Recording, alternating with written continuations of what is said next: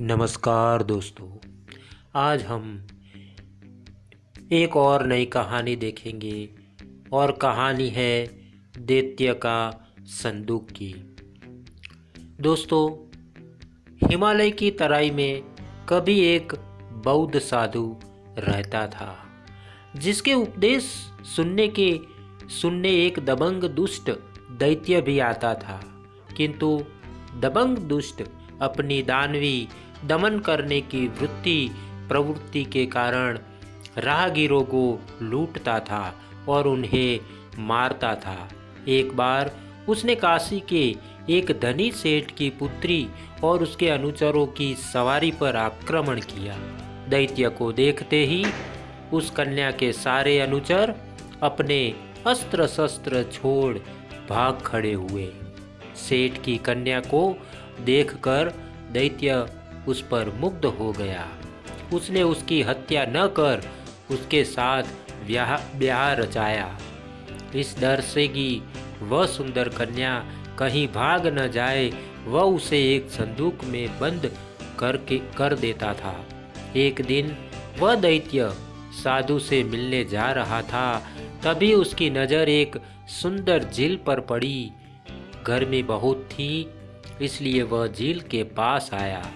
उसने अपने साथ लिए हुए संदूक बाहर निकाला, फिर संदूक को खोलकर कन्या को बाहर निकाला और उसे जलाशय में अपने हाथों से स्नान कराया।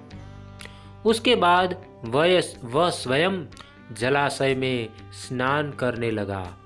मुक्त हो कन्या जलाशय के किनारे विचरण करने लगी।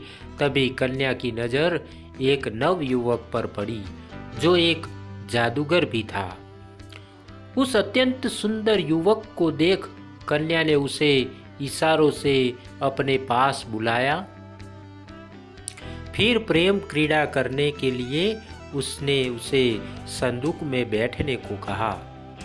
युवक जब वहां बैठ गया, तब वह उसे अपने लिबास से ढक कर स्वयं उसके ऊपर जा बैठी। नहाकर दैत्य जब लौटा तो उसने संदूक को बंद कर लिया। दैत्य जब साधु के आश्रम में पहुंचा तो साधु ने उसका स्वागत करते हुए कहा, आप तीनों का स्वागत है। साधु की बात सुन दैत्य चौंक गया, क्योंकि वह नहीं जानता था कि कन्या और उसके अतिरिक्त भी कोई तीसरा उसके साथ था। साधु की बात सुनते ही उसने संदूक को बाहर निकाला। ठीक उसी समय युवक संदूक से बाहर निकल रहा था। उस समय तक वह अपनी तलवार म्यान से पूरी तरह खींच भी नहीं पाया था। अगर और कुछ क्षणों का विलंब होता तो वह निश्चित रूप से दैत्य का पेट फाड़ देता।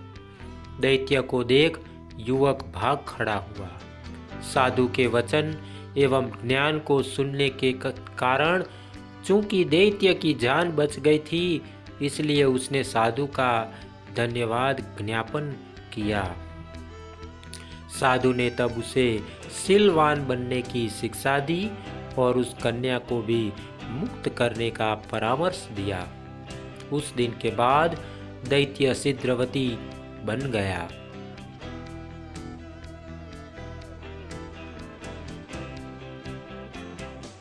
धन्यवाद दोस्तों। अगर आपको यह कहानी अच्छी लगी है तो एक लाइक और एक शेयर जरूर करना। दोस्तों, चैनल को सब्सक्राइब करना मत भूलना। आपके प्यार को इसी तरह देते रहना, क्योंकि हम आपके लिए इसी तरह की अच्छी और मनपसंद कहानियाँ लाते रहे। धन्यवाद दोस्तों, धन्यवाद।